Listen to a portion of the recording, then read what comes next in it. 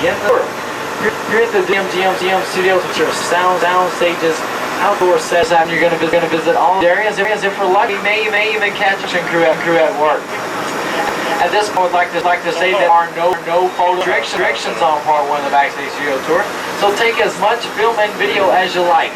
And speaking of photography, our first photo opportunity is coming up. High in the sky to the right, it's the symbol of the Disney MGM Studios.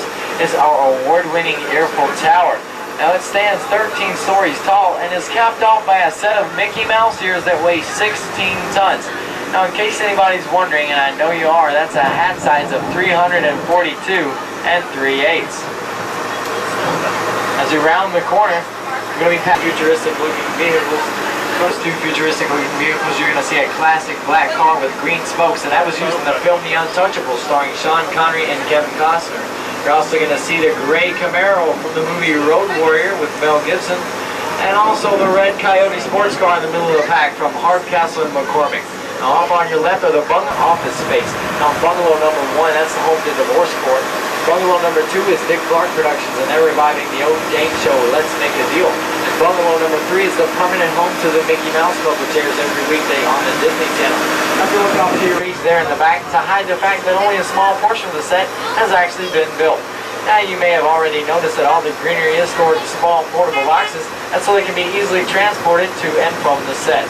Here in the Greens department, we even have our own cast of characters. The sculpted figures on your right are called topiaries. They can take up to 10 years to develop. The camel and the elephant, for example, have been shaping up since 1983. Now look off to your right. Now we're entering a more glamorous department, creative costuming. You're going to want to look over to your left as we enter the tunnel. You're going to see some of the 180 artists that design and manufacture costumes for our motion picture, television, and live entertainment needs. When you ride through this department, you're going to see the original costumes worn by Madonna and Warren Beatty in the movie Dick Tracy. Julie Andrews, 26-year-old Desmond, Mary Poppins, Michael Jackson's Chasers from Captain EO, and the human girl sons of Who Framed Roger Rabbit. Here in costume, you're all starting with the design and sketches, some of which can be seen on the far wall. Then the seamstress and tailors take over. They use over 175,000 yards of fabric each year. Number increases every day. Now just beyond the costume department is our lighting department. In here we can provide up to 3.5 billion watts of light for productions on and off the lot. Now to put that in perspective for you, that's enough power to light the entire city of Orlando. Next is our Dick Tracy makeup shop, where we're currently displaying some of the mask and makeup techniques that were used to create all the great villains of the film Dick Tracy. Next is our camera storage and maintenance department. Here technicians maintain some of the film and video equipment used here at the studio.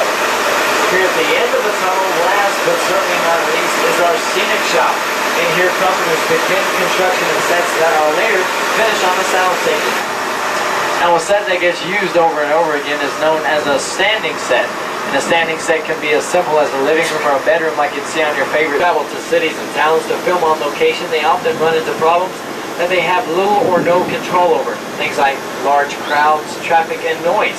Now to get around these problems, they often prefer to shoot here on a studio backlot. Now this portion of our backlot is known as Residential Street.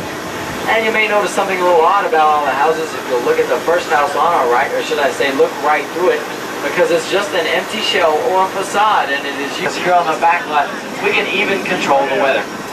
Now if you were to move in here on Residential Street, you would have at least one star for a neighbor, and that's number 53, Herbie the Love Bug. Now the Midwestern style home Herbie's parked himself in front of was recently used in the Touchstone Pictures comedy Ernest Saves Christmas, starring Jim Varney. Now for those of you who saw the film, you may recognize the house. That was Vern's home in the movie. Now all the houses here on Residential Street are built with different architectural styles. Picked just about any neighborhood in the USA we would like.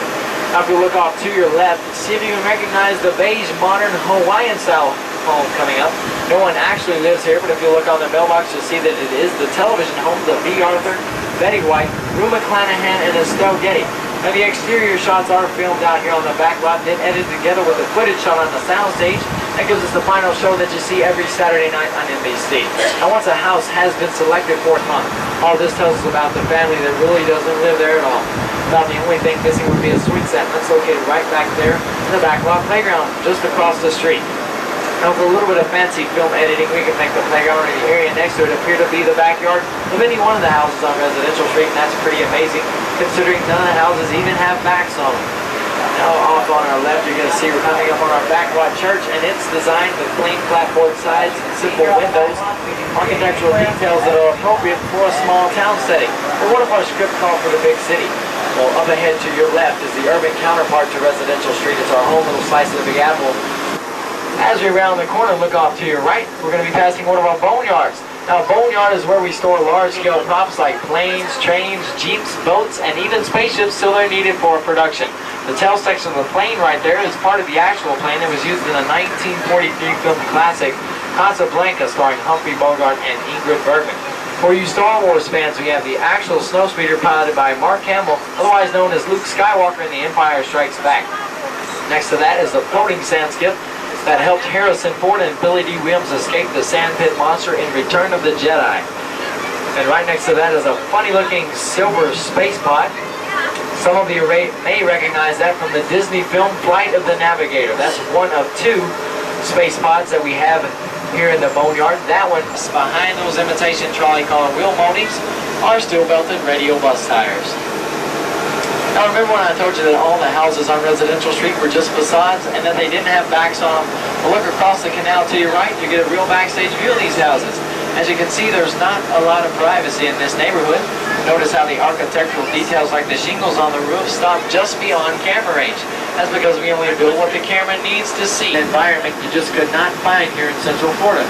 For instance, where in Central Florida would you find an active oil field in the middle of a dry, rocky, barren desert canyon? Well, you wouldn't. Till a few months ago, a production crew came out here on our back lot and built one for us. Now, normally we would not be allowed on a set like this because some of the effects in here were just too dangerous. But some of them were a little safer and just as spectacular, so we kept those and made this a time for just one set. But once you get a look at all the great special effects in here, I think you're going to agree with me that it was well worth the time and effort. Now, once again, it's very important for everyone to remain seated, especially during this part of the tour, because the bridge we are crossing is very bumpy. Now, we're going to pull the entire show in here. We're going to stop for just a few moments. I'm going to point out a few things, and then we'll be on our way.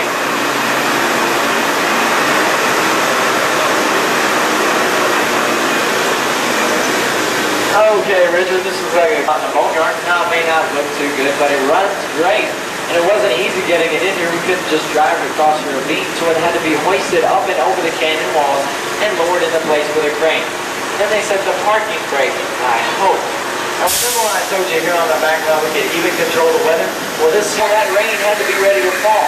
Now, the rain effect you are seeing is created by high-powered water spouts located just overhead out of camera range, and that shoots the water up in the air so it falls to the ground naturally, giving it more steel structure with a wire mesh and colored cement skin that's been hand-carved to look like real rock formations.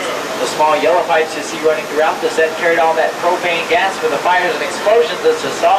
The large white pipes carried all the water for the flash flood. Now that flood was created when we opened the gates to 3 large holding tanks at the top of the canyon, sending 70,000 gallons of water rushing towards Small Town Church. You might expect Opie or Aunt B to come running out the door just any minute. But as you see, it's 2 churches in one because as you move around to the front of it, because if you look off to your right through the arch, we're in New York City. Now those skyscrapers is known as forced perspective. The real Empire State Building is over 100 stories tall. Ours is just a little over 4. Hey, wait a minute. Well, okay, if we've got any tunes on board, you better watch your floppy ears and your fuzzy tails, because there's the original Dipmobile created by Judge Doom in the movie Who Framed Her. Now, it took set designers a year and a half to plan and construct all the facades you see here on New York Street. Although the brick and stonework may look like the real thing, there's actually not a single brick or stone in any one of these buildings. They're all just fiberglass and styrofoam on a steel frame. They've been coated with a thin cement.